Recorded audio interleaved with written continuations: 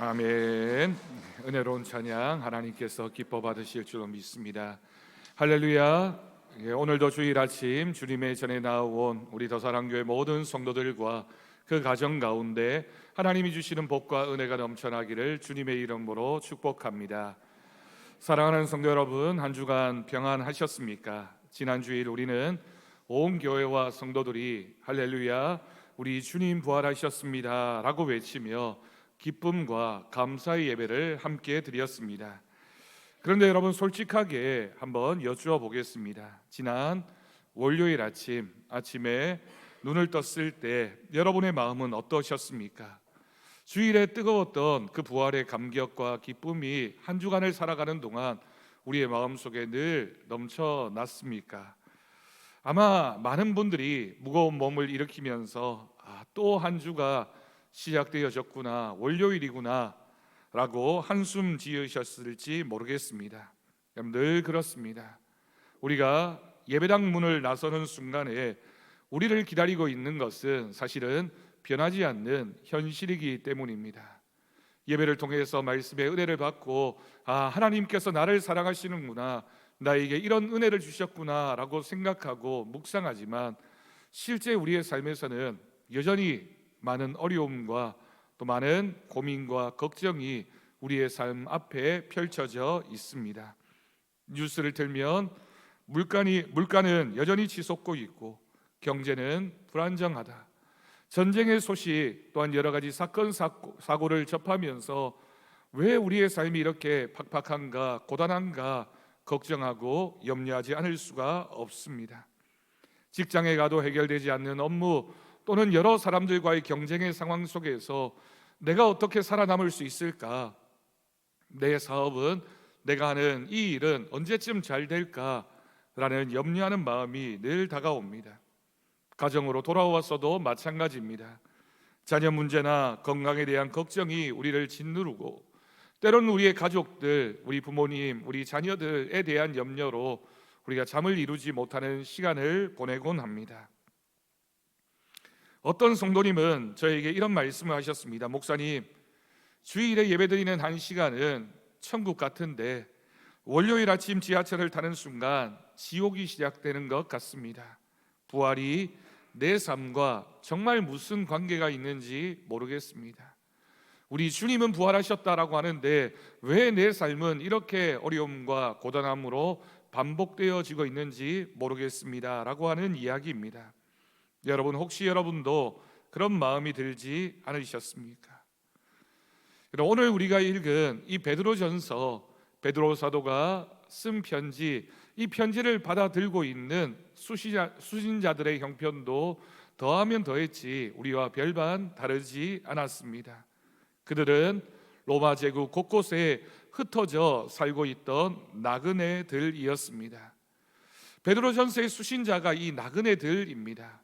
여러분, 우리가 나그네라고 하면 퍼뜩 드는 생각은 여행하는 사람들인가 보다라고 생각하지만 단순한 여행자라는 뜻이 아닙니다. 당시 그리스도인들은 자신들이 예수를 믿는다는 이유로 자신의 삶의 터전에서 쫓겨나는 일도 있었습니다. 또 때로는 그 마을, 그 이웃들에게 왕따를 당하거나 손가락질 당하는 일도 있었습니다.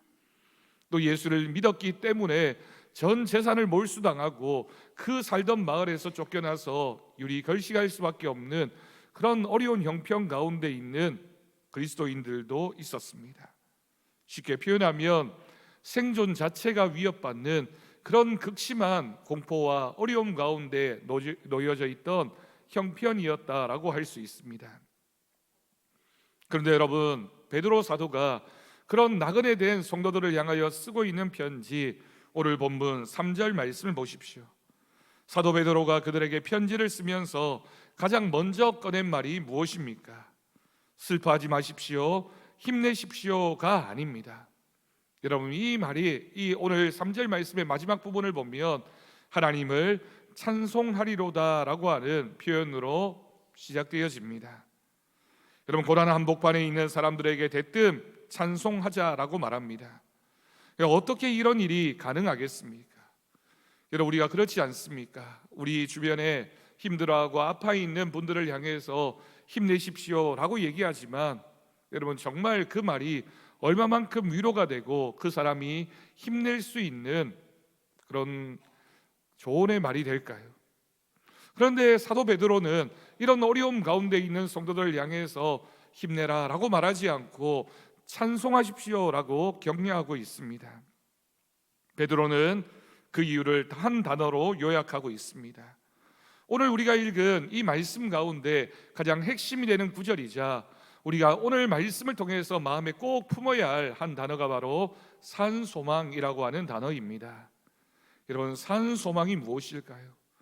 베드로 사도가 고난 가운데 있는 나그네 된 이 성도들을 향하여 표현하고 있는 너희가 산소망을 가져야 한다라고 말했을 때 그 산소망은 어디에서부터 시작되어지는 것입니까?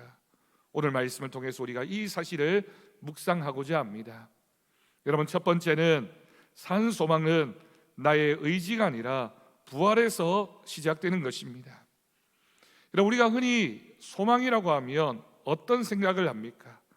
내가 긍정적인 생각을 할 때 주어지는 것, 또는 내가 굳은 의지를 가지고 내가 소망을 가져야지라고 할 때 생겨나는 것이라고 표현하죠.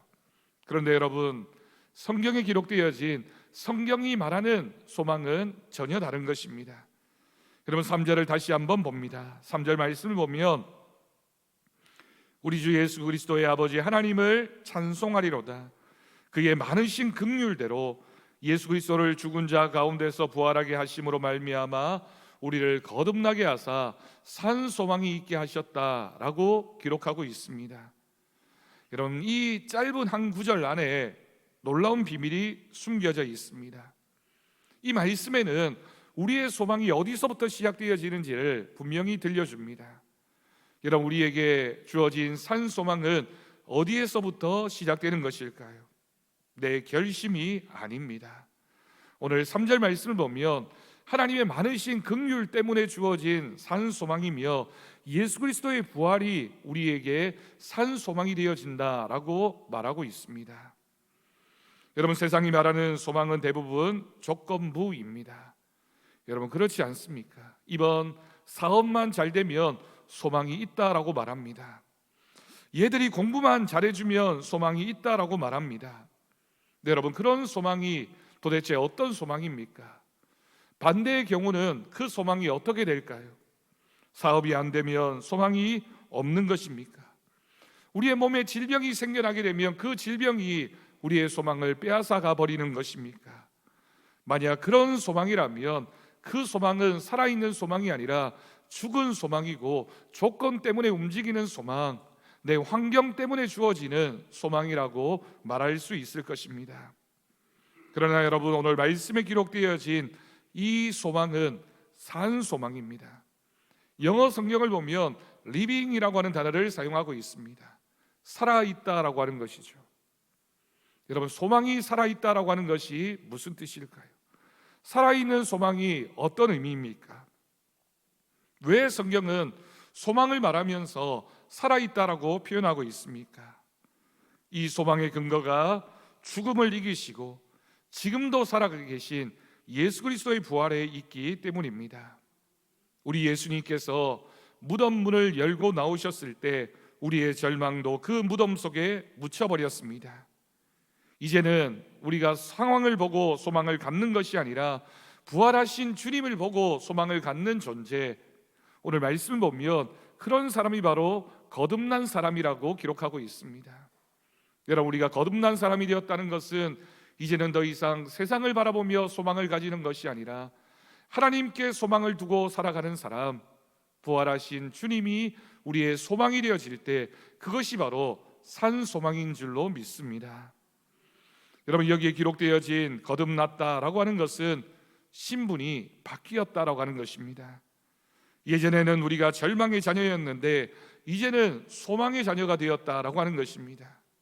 예전에는 환경 때문에 일희일비하고 그 상황을 바라보면서 우리의 믿음이 생겨났다가 없어졌다가 하는 그런 존재였다면 이제는 우리가 주님만 바라보고 확신을 가지며 하나님의 자녀가 되었다라고 하는 것이 바로 거듭남이라고 하는 단어의 뜻입니다. 여러분, 독일 2차 세계대전 당시에 나치 치하에서 고난받았던 디트리 보네퍼라고 하는 목사님이 계셨습니다. 나치 정권에 저항하다가 사형대에 서게 된 그런 인물입니다. 교수대로 끌려가기 직전에 이 목사님이 옆에 있던 동료에게 이런 마지막 말을 남겼습니다. 저는 이제 끝입니다. 그러나 나에게는 삶의 시작의 시간입니다. 여러분, 세상적인 눈으로 본다면 사형대로 가고 있는 이 사형수야말로 인생의 가장 비참한 끝에 도달한 사람이라고 할 수 있습니다. 하지만 이 목사님이 산 소망을 가진 사람이었기 때문에 보네퍼 목사님에게는 이 죽음이 끝이 아니라 새로운 삶이 시작되어지는 시작이라고 믿을 수 있었던 것입니다. 영원한 생명으로 들어가는 문을 내가 열었다라고 표현하셨습니다. 사랑하는 성도 여러분, 우리는 예수님의 부활을 믿는 사람들입니다. 부활을 믿는 사람에게는 결코 끝이라는 단어가 어울리지 않습니다. 부활에 소망이 있는 사람은 늘 새로운 시작을 하는 사람입니다. 월요일 아침의 피곤함도, 우리에게 갑작스럽게 다가오는 질병의 소식도 우리의 인생을 끝내버릴 수 없습니다. 왜냐하면 우리가 믿는 주님이 부활하셨기 때문입니다. 그리고 그 부활하신 주님이 우리를 향해서 이렇게 말씀하십니다. 내가 부활한 것처럼 너희도 부활하게 될 것이다. 내가 부활의 첫 열매가 되었고 너희도 부활하게 될 것이라고 말씀하셨고, 우리는 이 소망을 붙들고 살아가는 사람인 줄로 믿습니다. 그러니 여러분, 우리의 소망은 살아있는 소망이며 우리의 소망의 근거가 예수 그리스도에게 있음을 믿으시기 바랍니다. 두 번째로, 이 산 소망은 우리에게 아주 확실한 약속을 주고 있습니다. 그 확실한 약속이 무엇일까요? 여러분, 4절 말씀을 보십시오. 썩지 않고 더럽지 않고 쇠하지 아니하는 유업을 잊게 하시나니 곧 너희를 위하여 하늘에 간직하신 것이라 라고 기록합니다. 여러분, 아마 유업이나 상속이라는 말을 들어보셨고 관심도 많으실 것입니다. 여러분, 우리 부모님이 만약 우리에게 많은 유산, 많은 상속을 남겨준다면 우리의 삶이 얼마나 나아질 수 있을까요? 우리도 마찬가지입니다. 우리가 평생 열심히 일해서 모은 재산을 우리 자녀들에게 조금이라도 더 남겨주고 싶은 것이 우리 부모님들의 마음이지 않겠습니까? 네, 여러분, 이렇게 생각해 봅시다. 우리가 이 땅에서 물려주는 것들은 어떤 것들입니까? 우리가 우리의 자녀들에게 아파트를 물려주어도 그것이 얼마나 우리 자녀들에게 도움이 되고 얼마나 오래 간직하는 것이 될까요? 때로는 우리가 많은 주식을 물려주어도 그 주식이 휴지 조각이 되어 버릴 수도 있는 것입니다. 금덩어리를 물려주어도 도둑 맞을 수도 있습니다. 자칫 관리를 잘못하게 되면 아무리 많은 재산을 물려주어도 그것이 자식들에게 분쟁의 이유가 되기도 하고, 그 물려받은 유산을 잘못 관리해서 인생을 망쳐버리는 사람들도 얼마나 많이 있습니까? 그래서 오늘 말씀은 이 세상의 유업은 썩고 더럽고 쇠하는 것들이라고 표현하고 있습니다.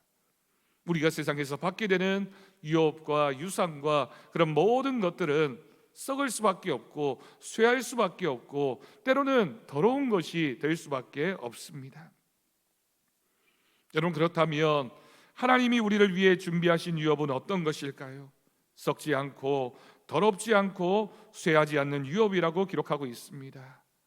그런데 그 유업을 하나님께서 어디에 두셨다라고 기록하고 있습니까? 오늘 말씀을 자세히 보면 그 유업을 바로 하늘에 간직하셨다라고 말합니다.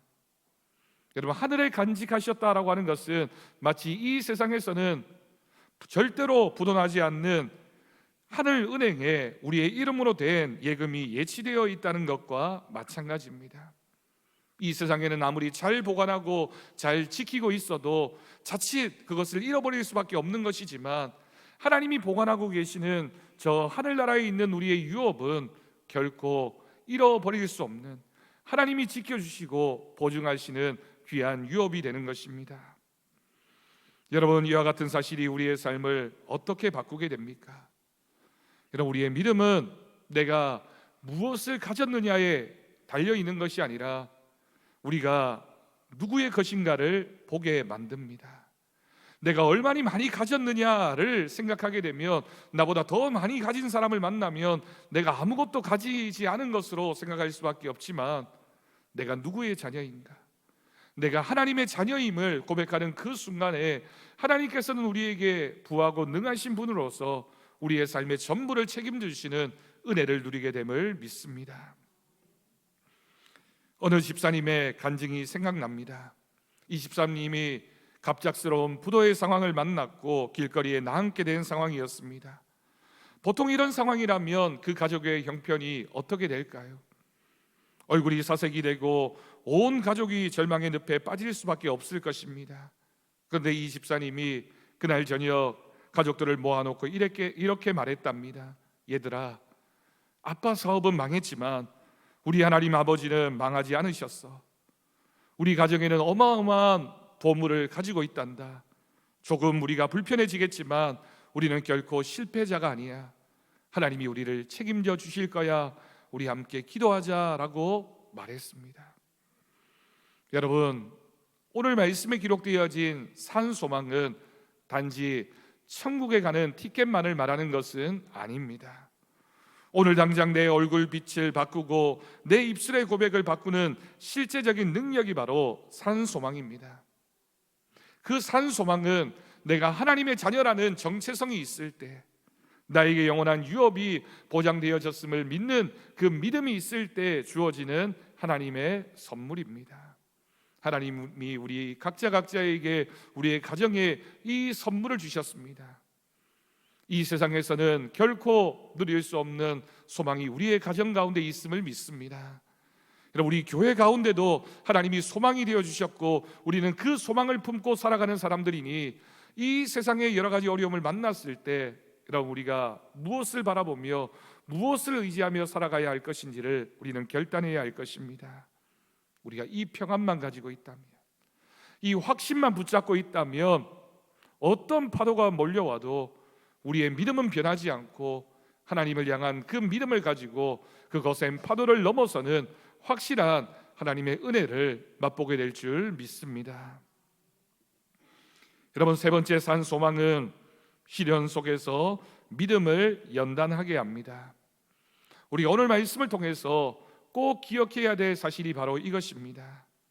산 소망이 있다고 해서 즉시 우리의 삶의 모든 고난이 사라지는 것이 아니라는 것입니다. 오히려 우리가 믿음 생활을 하기 때문에, 믿음을 가지고 있기 때문에 때로는 우리에게 찾아오는 여러 가지 문제들이 있습니다. 오늘 말씀 6절과 7절을 보면 충격적인 사실을 우리에게 들려줍니다. 그러므로 너희가 이제 여러 가지 시험으로 말미암아 잠깐 근심하게 되지 않을 수 없으나 오히려 크게 기뻐하는도다. 너희 믿음의 확실함은 불로 연단하여도 없어질 금보다 더 귀한 것이라고 기록하고 있습니다. 여러분, 6절 부분 말씀에서 왜 하나님은 우리에게 여러 가지 시험을 주실까요? 우리가 예수를 믿고 믿음 생활을 하면 그런 시험이 다 없어졌으면 좋겠는데 왜 하나님이 우리에게 여러 가지 시험을 경험하게 하십니까? 산소망을 주셨으면 앞길을 탄탄대로로 뚫어주셔야 하는 것 아닙니까? 그런데 오늘 말씀은 이 시험이 우리의 믿음을 연단하기 위함이라고 기록하고 있습니다. 시험이 있어야지만 우리의 믿음이 하나님이 원하시는 믿음이 된다라고 하는 뜻입니다. 여러분, 금이 순도가 높아지려면 뜨거운 용광로 속에 들어가야 합니다. 불 속에 들어가야지만 그 금과 함께 있던 불순물이 다 타버리게 되고 없어지기 때문입니다. 여러분, 우리의 신앙도 마찬가지입니다. 우리가 믿음을 가졌다고 해서, 내가 이제부터는 믿음으로 살아야지라고 생각했다고 해서 우리 안에 믿음만 있는 것이 아닙니다. 세상이 주는 염려, 걱정, 세상이 끊임없이 우리를 방해하는 많은 불순물들이 우리의 믿음에 침투해서 우리를 때로는 흔들게도 만들고 때로는 우리를 여러 가지 걱정으로 몰아가기도 합니다. 여러분, 평안할 때는 그 사람의 믿음이 진짜인지 가짜인지 알 수가 없습니다. 그러나 언제 그 믿음이 드러나게 됩니까? 고난이 닥쳐오면 그 사람의 믿음이 증명됩니다. 내 안에 가짜 소망들이 타버리기 시작합니다. 때로는 사람들에게 인정받고 싶어 했던 인정에 대한 욕구가 타버립니다. 돈만 있으면 안전할 것이라고 물질에 목말라하고 물질에 갈급했던 물질에 대한 집착이 타버리게 됩니다. 내 힘으로 다 할 수 있다고 믿었던 교만이 타버리게 됩니다. 여러분, 언제 그렇다고요? 시험을 만났을 때, 우리에게 고난이 찾아왔을 때, 내 건강에 문제가 생기고 내 삶에 어려움이 생겨나게 되면 우리가 무엇에 집중해야 되고 무엇을 붙잡아야 하는지 정확하게 드러나기 때문입니다. 그 순간 우리의 믿음만 남고 우리 안에 있는 불순물이 다 타버리는 하나님의 은혜의 시간의 시작인 줄로 믿습니다. 오직 하나, 예수 그리스도만 남게 되는 믿음. 이 세상을 바라보며 살았던 여러 가지 잡다한 생각들, 우리의 걱정과 고민이 사라지고 주님께만 집중할 수 있는 시간, 그 시간이 우리를 새로운 믿음의 사람으로 만들어가는 것입니다. 그것이 바로 성경이 기록하고 있는 정금 같은 믿음입니다. 우리의 믿음이 하나님 앞에 순전해질 수 있도록, 하나님이 우리의 믿음을 정금 같은 믿음으로 바꾸어 갈 수 있도록 우리가 고난과 시험을 만나도 하나님을 붙잡고 그 모든 어려움들을 이겨나갈 수 있기를 바랍니다. 사랑의 원자탄이라 불렸던 손양원 목사님을 여러분 기억하실 것입니다. 여순 사건 때 두 아들을 잃었습니다. 인간적으로 본다면 자신이 사랑했던 두 아들을 잃어버렸으니 완전히 소망이 사라져 버렸다라고 할 수 있습니다. 하지만 이 목사님이 아들의 장례식에서 9가지 감사의 기도를 드렸습니다. 여러분, 어떻게 그럴 수 있을까요? 그의 안에 있던 슬픔과 원망이라는 불순물을 성령님께서 산 소망의 불로 태우셨기 때문입니다. 그 연단의 끝에서 그는 원수를 양자로 삼는 세상이 감당치 못할 정금 같은 믿음을 보여주었고, 우리 그리스도인들이 그 믿음의 모습을 바라보면서 믿음이 있는 사람은 저런 사람이구나 라고 하는 교훈을 얻게 되었습니다. 여러분, 또한 예수님의 제자였던 도마를 생각해 보십시오. 이 도마는 예수님의 부활을 의심했습니다. 내 손가락을 옆구리에 넣어보지 않고는 못 믿겠다라고 말했던 인물입니다. 여러분, 우리도 솔직히 그럴 때가 있지 않습니까? 하나님 살아계시면 왜 내 형편이 이렇습니까? 라고 따질 때가 있습니다. 기도하면서도 끊임없이 하나님 왜 제 기도에 응답해 주지 않으시는 겁니까? 내가 이렇게 열심히 신앙생활하는데 왜 내 삶에 기쁨과 감사가 점점 줄어드는 것 같습니까? 라고 생각하곤 합니다. 이런 의심의 때에 주님은 도마를 야단치지 않으셨습니다. 오히려 그 순간 도마를 찾아오셨고 그 의심의 상처를 만져주셨습니다. 여러분, 성령님은 우리의 의심마저도 연단의 재료로 사용하셔서 나의 주님, 나의 하나님이라고 하는 도마의 믿음의 고백을 이끌어내셨습니다. 사랑하는 성도 여러분, 지난주일 우리가 부활주의를 지나고 한 주간이 지났습니다. 오늘 말씀을 통해서 우리는 우리의 삶 가운데 하나님이 함께하고 계심을 믿습니다. 삼위일체 하나님이 우리의 삶 가운데 찾아오셔서 우리를 통하여 정금 같은 믿음, 부활의 산 소망을 가지기를 원하고 계십니다. 성부 하나님은 당신의 크신 긍휼로 우리를 소망의 자녀로 다시 낳아주셨습니다. 성자 예수님은 부활하셔서 우리에게 쇠하지 않는 하늘 유업을 보장해 주셨습니다. 그리고 성령 하나님은 지금도 고난 속에서 우리의 믿음을 정금처럼 빚어가고 계십니다. 그래서 지금 당장 우리의 삶에 고난이 있을지라도, 지금 당장 우리가 많은 걱정과 염려로 하루를 살아가고 있지만 그러나 우리에게는 소망이 있으니 우리는 이 말씀을 통해서 다시 시작해야 할 것입니다. 이번 한 주간 여러분의 삶의 현장에서 오늘 말씀을 결단하면서 꼭 3가지를 한번 실천해 보시기를 권면합니다. 첫 번째, 여러분 아침마다 거듭남의 소망을 선포하십시오. 여러분, 성경에서는 죽음을 잠으로 표현하는 많은 성경 구절들이 있습니다. 우리가 저녁에 잠을 자고 아침에 깨었다라고 하는 것은 이제 다시 하나님께서 우리에게 새로운 생명을 주셨고 새롭게 시작할 수 있다라고 하는 뜻입니다. 그러니 눈을 뜨자마자 주님, 오늘도 제 의지가 아니라 주님의 부활이 내 삶을 시작합니다라고 고백하십시오. 그래서 하루를 사는 동안 자신의 컨디션에 속지 말고 주님의 생명력에 집중하십시오. 주님이 나에게 또 다른 새 하루를 주셨다. 주님이 나로 하여금 이 하루를 살게 하신다라고 고백하며 하루를 꼭 시작할 수 있기를 바랍니다. 두 번째로, 내 정체성이 하늘 유업을 이을 자임을 여러분 꼭 기억하십시오. 우리의 삶에 팍팍한 경제적인 문제가 생겨난다 할지라도, 또는 세상에서 누군가 나를 무시당하는 상황을 우리가 경험했다 할지라도, 하늘은행에 예치되어진 나의 유업을 떠올리십시오.